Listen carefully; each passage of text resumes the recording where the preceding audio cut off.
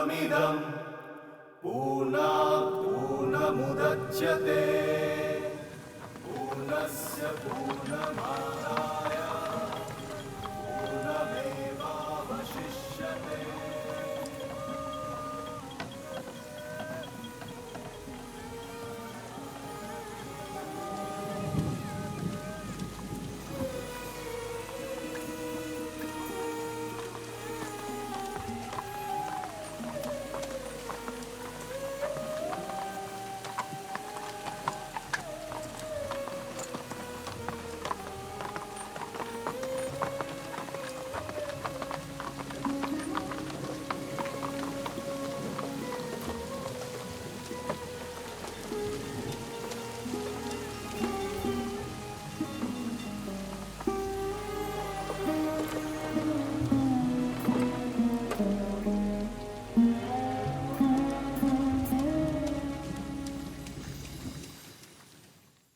जोशीमुखी के विवाह में विनय को निमंत्रण देने की कोई आवश्यकता नहीं। माँ, तुम इस विवाह में शामिल नहीं हो सकती। अगर आप अनुमति दे दें तो मैं गोरा से खुल के सारी बातें कहूँ। मेरी मृत्यु के बाद तुम्हें जो करना है करना। तुम भी बिनोय के त्याग और समर्पण को गलत ही समझते हो।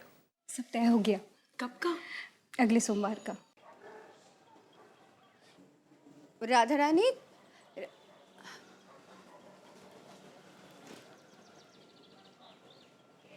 क्या हो रहा है? ये सब हो क्या रहा है? मुझे कुछ समझ में नहीं आ रहा है। मौसी, तुम हमेशा मुझ पर निगरानी क्यों रखती हो? निगरानी क्यों रखती हूँ? तुम्हें नहीं मालूम? ये जो खाना पीना छोड़ रखा है, दिन रात रोती हो, ये किसके लक्षण है? क्या मैं कोई बच्ची हूँ? मुझे कुछ समझ में नहीं आती। मौसी, तुम कुछ भी नहीं समझती हो। तुम इतना गलत समझती हो कि तुम्हारे साथ इस घर में रहना मेरे लिए पल पल असह्य हो गया है। अच्छा, मैं गलत समझती हूँ तो फिर सही क्या है? तुम क्यों नहीं बताती? तो ठीक है, सुनो मौसी, मैंने गुरु से एक ऐसी बात पाई है जो मेरे लिए नई है और उसे ग्रहण करने के लिए मुझे बहुत शक्ति चाहिए मौसी। उसी का अभाव महसूस करती हूँ मैं। और तुम्हारे साथ दिन रात झगड़ा करते करते मैं ऊब चुकी हूँ मौसी। तुमने मेरे और गौरमोहन बाबू के रिश्ते को कितना विकृत करके देखा है। तुमने गौरमोहन बाबू को अपमानित करके घर से बाहर निकाल दिया। उनके बारे में तुमने जो कहा, जो सोचा, सब मिथ्या है। मेरे बारे में जो कहा सब गलत है मौसी। क्यों कर रही हो तुम ऐसा? मौसी, गौरमोहन बाबू जैसे इंसान को नीचे गिराना तुम्हारे बस की बात ही नहीं है। क्यों कर रही हो तुम ये अन्याय मेरे साथ? हाँ, मैंने तुम्हारा क्या बिगाड़ा है? राधा रानी,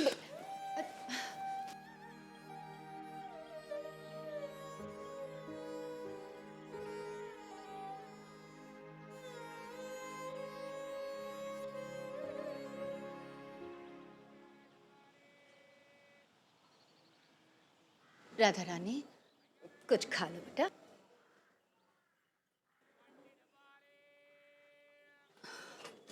कोई बात नहीं, बाद में खा लेना। देखो बेटी, मेरी उम्र कुछ कम नहीं है।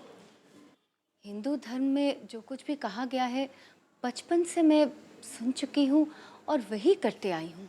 तुम ये सब कुछ जानती नहीं, इसलिए वो तुम्हारे गुरु बनकर तुम्हें बहका रहे हैं। मैंने भी गौरमोहन बाबू की बातें सुनी है, उसमें असल कुछ नहीं है। ये शास्त्र भी उन्हीं का गढ़ा हुआ है। ये सब तो हम लोग समझ सकते हैं ना, जिन्होंने गुरु से उपदेश पाया है। राधा रानी, तुम्हें ये सब करने की कोई ज़रूरत नहीं है। जब सही समय आएगा तो मेरे जो गुरुजी हैं, जो गोरा जैसे नकली नहीं है, वो तुम्हें मंत्र देंगे। डरो मत, मैं तुम्हें हिंदू समाज में खींच लाऊंगी। अरे ब्राह्मण समाज में थी तो क्या हुआ? वो बात जानेगा कौन? तुम्हारी उम्र कुछ ज़्यादा हो गई है तो क्या, ऐसी बहुत सारी लड़कियां हैं जो बड़ी दिखती है, और तुम्हारी जन्म पत्री थोड़ी ना कोई देखेगा। जब पैसा है तो फिर कोई मुश्किल नहीं होगी, सब चल जाएगा। अरे केवट का बेटा कायस्थ बन गया है, ये तो मैंने अपनी आंखों से देखा है। हिंदू समाज में तुम्हें ऐसे सद ब्राह्मण के घर में मैं पहुंचा दूंगी कि किसी को कुछ कहने की हिम्मत नहीं होगी। इसीलिए इस गुरु की साधना में यूं रो रो के मरने की कोई जरूरत नहीं है। जो मर्जी आएगा।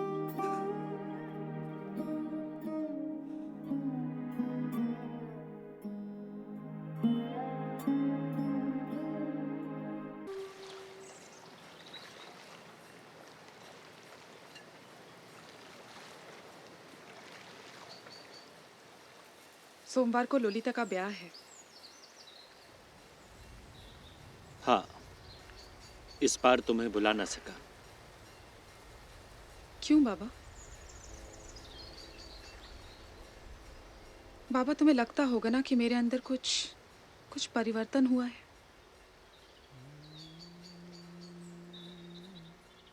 हाँ, इसलिए तुमसे अनुरोध कर कर तुम्हें मुश्किल में नहीं डालना चाहता था। ऐसी बात नहीं है बाबा। मेरे मन के अंदर जो भी चल रहा है ना, मैं वो सारी बात आपको बताना चाहती हूँ। पर पिछले कुछ दिनों से आपसे भेंट ही नहीं हुई, इसलिए बाबा मैं आज खुद ही आ गई आपसे मिलने। पता है बाबा, मुझे ऐसा लगता है कि मेरे मन के अंदर जो चल रहा है वो बात आपको समझाने की क्षमता मुझ में नहीं है। डर लगता है बाबा कि कहीं कुछ गलत ना कह जाऊं। कुछ चीजों को स्पष्ट करना इतना आसान नहीं होता बेटा, समय लगता है। सुचरिता, तुमने किसी भी चीज के भाव को समझा, उसका अनुभव भी करती हो, लेकिन उसका आकार प्रकार अभी तुम्हारे सामने स्पष्ट नहीं है। हाँ, बिल्कुल ऐसा ही है बाबा। लेकिन बाबा, ये जो अनुभूति है ये कितनी प्रबल है, मैं आपको नहीं समझा सकती। ऐसा लगता है बाबा जैसे कोई नया प्राण मिला है मुझे, नई जिंदगी मिली है, एक नई चेतना मिली है मुझे। और मैंने अपने आप को इस रूप में, इस ढंग से पहले कभी नहीं देखा बाबा। अपने देश के अतीत और भविष्य में पहले मैं कोई संबंध नहीं बना पाई थी बाबा, पर अब मुझे समझ में आता है कि ये संबंध कितना बड़ा और कितना प्रबल है। और जैसे मैं अपने रग रग में महसूस कर सकती हूँ इस चीज को। बाबा, मैं पहले तो कभी नहीं कह सकती थी कि मैं हिंदू हूँ, पर अब जैसे मेरा मन बिना झिझक जोर दे के ये कहता है बाबा कि हाँ, मैं हिंदू हूँ। और मुझे बहुत खुशी होती है बाबा ये कहने में। बाबा, आप ही एक बात बताइए कि मैं अपने आप को अपने देश और अपनी जाति से विच्छिन्न करके एक शूद्र मनुष्य क्यों मानूं? मैं ये क्यों ना मानूं कि मैं हिंदू हूं? मतलब ये तुम मुझसे पूछना चाहती हो कि मैं अपने आप को हिंदू क्यों नहीं कहता? वैसे उसका कोई बहुत बड़ा कारण नहीं है। दरअसल हिंदू मुझे हिंदू नहीं मानते, और जिस धर्म विचार से मेरा मत मिलता है वो लोग अपने आप को हिंदू नहीं कहते। मैंने कहा ना, ये बहुत बड़ा कारण नहीं है। राधा, कारण इसके मूल में है। दरअसल हिंदू समाज में प्रवेश पाने का कोई द्वार नहीं है बेटा, खिड़की झरोके हो सकते हैं। हिंदू समाज समूची मानव जाति का समाज नहीं है। केवल वही हिंदू हो सकता है जो देव योग से हिंदू परिवार में जन्म ले। पर ये तो सभी समाज में है बाबा। नहीं, बड़े समाज में ऐसा नहीं है। जैसे इस्लाम धर्म का सिंह द्वार बहुत बड़ा है। इस्लाम धर्म हमेशा से मानव जाति का धर्म है। ईसाई धर्म, उसमें समस्त मानव जाति का स्वागत है। बाकी ईसाई धर्म से जुड़े हुए और धर्म भी इसी नियम का पालन करते हैं। जैसे राधा, मैं अंग्रेज बनना चाहूं तो मैं इंग्लैंड में जाकर उनके नियमों के हिसाब से जी लूं। और हाँ, इसके लिए मुझे ईसाई धर्म की दीक्षा लेने की भी आवश्यकता नहीं। अभिमन्यु व्यू में घुसना जानता था, लेकिन बाहर निकलना नहीं। हिंदू धर्म ठीक उसका उल्टा है राधा। हिंदू धर्म में प्रवेश का कोई मार्ग नहीं है, लेकिन बाहर जाने के हजारों रास्ते हैं। पर हिंदू समाज तो आज भी बरकरार है बाबा। राधा, समाज का शय पहचानने में समय लगता है। राधा, मैं चाहता हूं कि तुम एक बार अपने आप को अंतर्मन से समर्पित कर पुनः विचार करो। देखना बेटा, धीरे धीरे सारी चीजें एकदम स्पष्ट हो जाएंगी और उस सर्वशक्तिमान को समाज और देश से तुलना कर कर छोटा मत करो। मैं तो अपने आप को उसमें एकाकार कर देना चाहता हूं, अपने आप को समर्पित कर कर उस परम सत्य के सामने निछावर कर देना चाहता हूं, जिससे कि मैं देश के प्रत्येक व्यक्ति से सहज और सच्चा हो सकूं।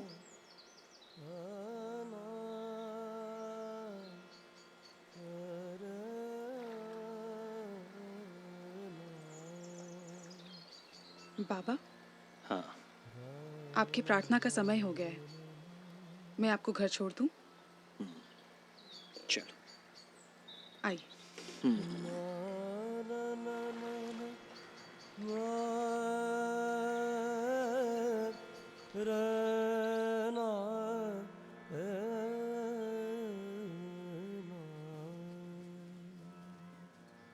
बाबूजी, आपकी चिट्ठी आई है।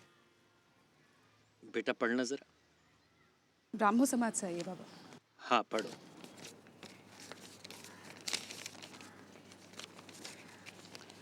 माननीय, आपने अब्राह्मो पद्धति से कन्या के विवाह की अनुमति दे दी है और उस विवाह में स्वयं भी योग देने के लिए तैयार हुए हैं। ऐसी अवस्था में ब्राह्मो समाज आपकी अपनी सदस्य श्रेणी में किसी तरह नहीं रख सकता। आपको अपनी ओर से कुछ कहना हो तो आगामी रविवार से पहले आपका पत्र कमेटी के पास पहुंच जाना चाहिए। उस दिन विचार करके बहुमत से अंतिम निर्णय लिया जाएगा। नीचे सब सदस्यों के हस्ताक्षर हैं बाबा।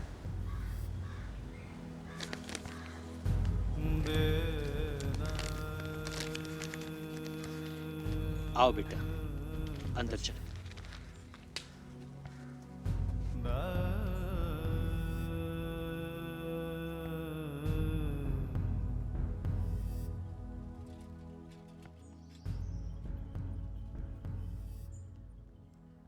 राधा, अब तुम अपने घर जाओ।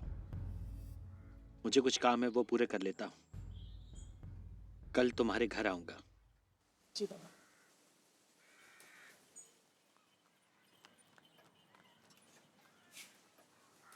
कैसे हो तुम लोग? दीदी, क्या आप हमें आशीर्वाद नहीं देंगे? कैसी बातें कर रहे हो तुम लोग? इधर।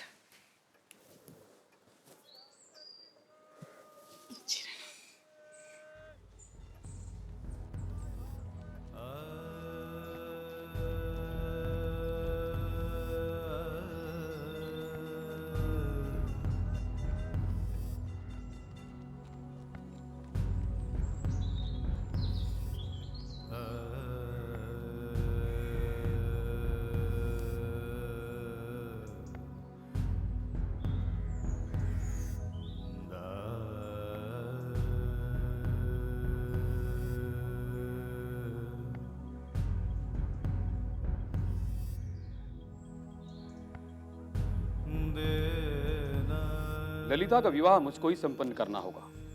इस समय ईश्वर से मेरी यही एकमात्र प्रार्थना है कि वो मुझे सभी समाजों के आश्रय से बाहर निकालकर केवल अपनी चरणों में स्थान दे। परेश चंद्र भट्टाचार्य।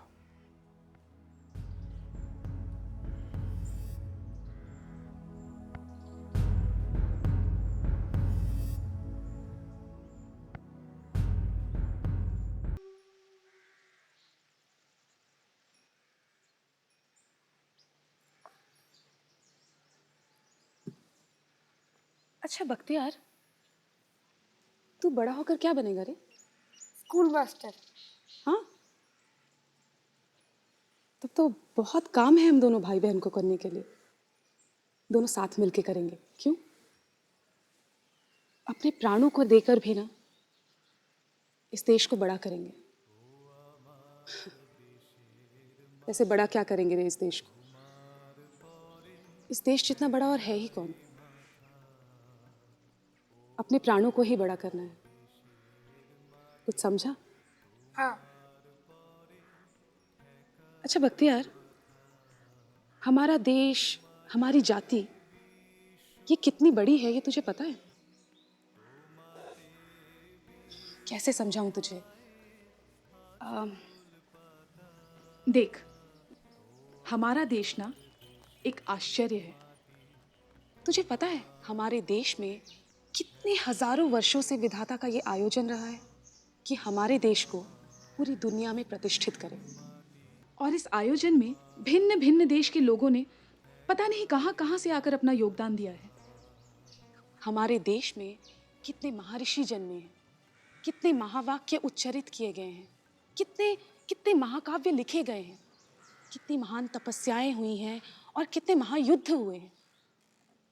हमारे देश ने ना धर्म को देखने के कितने अलग अलग रास्ते दिए हैं।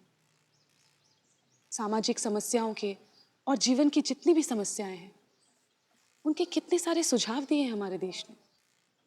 ऐसा है हमारा देश। तू इस देश को ना बख्तियार और महान बनाना, और भूल करके भी इसकी अवज्ञा मत करना। मैं जो तुझे कह रही हूँ तुझे कुछ समझ नहीं आ रहा होगा ना। वैसे मेरा यह कहना गलत है कि तू कुछ नहीं समझ रहा, पर बख्तियार मेरी इस बात को आगे चल के याद रखना। तू एक बहुत महान देश में पैदा हुआ है। अपने सच्चे हृदय से इस देश पर श्रद्धा करना और मन लगाकर पूरी भक्ति से इस देश का काम आगे करते रहना।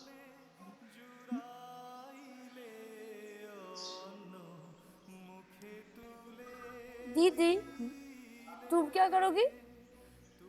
मैं भी यही करूंगी। तू मेरा साथ देगा ना? हाँ। बड़ा होकर जब मेरे पास बहुत पैसा होगा तब मैं... नहीं रे बख्तियार, हम दो भाई बहन को ना इस काम के लिए किसी पैसे की जरूरत नहीं है। तुझे पता है किस चीज की जरूरत है? सिर्फ श्रद्धा, भक्ति और प्राण की। समझा? सुचरिता, ओ माँ, आओ। खुश रहो बेटी, खुश रहो। सतीश बाबू। सतीश, जरा मौसी को बुला ला। बोल गौर मोहन बाबू की माँ आई है। ठीक है। आओ माँ, बैठो। बेटी, तुमसे सलाह करने आई हूँ। तुम्हारे सिवा और कोई दिखता भी तो नहीं है। हाँ तो बोलो ना माँ। वो बिनोय कह रहा था कि ब्याह उसके घर से हो। मैंने कहा नहीं, ऐसा नहीं हो सकता है। अरे कौन सा बड़ा नवाब है कि हमारी लड़की सीधे उसके घर में जाकर उससे ब्याह करेगी। बेटी, मैंने एक मकान तय किया है, जरा पौरेश बाबू से कहकर उन्हें राजी करा लेना। हाँ माँ, वो तो मैं कर लूंगी, आप बिल्कुल चिंता मत कीजिए। और हाँ बेटी, तुम्हें वहां जाना है। देखो, सोमवार को उन दोनों की शादी है, बस 3-4 दिन ही रह गए हैं। सब काम उसी में निपटाना है ना, समय बिल्कुल नहीं है। जी। मैं अकेली सब कर लेती, लेकिन अगर तुम शादी में शामिल नहीं होगी ना तो बिनोय को बहुत दुख लगेगा। देखो, वो खुद तुमसे कहेगा नहीं, मेरे सामने भी उसने तुम्हारा नाम नहीं लिया, पर इसी से मैं जानती हूँ उसे बहुत कष्ट होगा। और तुम अगर शामिल नहीं होगी तो लोलिता को भी तो दुख लगेगा ना। जी, लेकिन माँ, क्या तुम इस ब्याह में शामिल हो पाओगी? सुचरिता बेटी, तुम ये क्या कह रही हो? शामिल होना कैसा? मैं कोई पराई हूँ जो उसके ब्याह में शामिल होंगी? अरे बीनू मेरा अपना है, सब कुछ मुझे ही तो करना है। लेकिन हाँ, मैंने बिनोय से कह दिया कि ब्याह वाले दिन मैं उसकी कोई नहीं। भाई, मैं तो कन्या पक्ष की हूँ। वो मेरे घर आएगा और लोलिता को ब्याह ले जाएगा।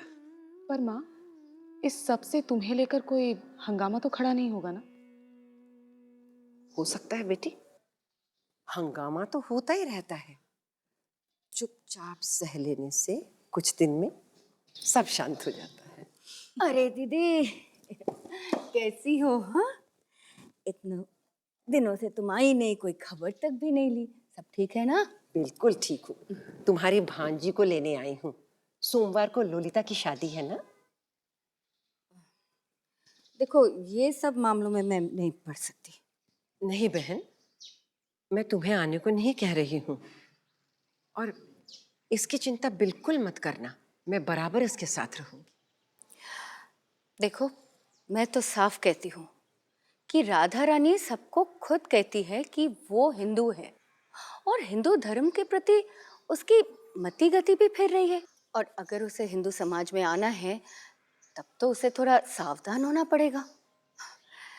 वैसे तो लोग तरह तरह की बातें करेंगे, लेकिन वो मैं संभाल लूंगी।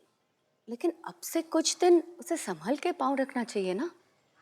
तुम तो हिंदू घर की औरत हो, तुम्हें तो सब समझ आती है। तुम किस मुंह से ये बात कह सकती हो भला? अगर तुम्हारी अपनी बेटी होती तो क्या उसे शादी में जाने देती? क्या तुम्हें ये चिंता नहीं होती कि उसकी शादी कैसी होगी? नहीं नहीं, मैं कोई जोर जबरदस्ती नहीं कर रही हूँ।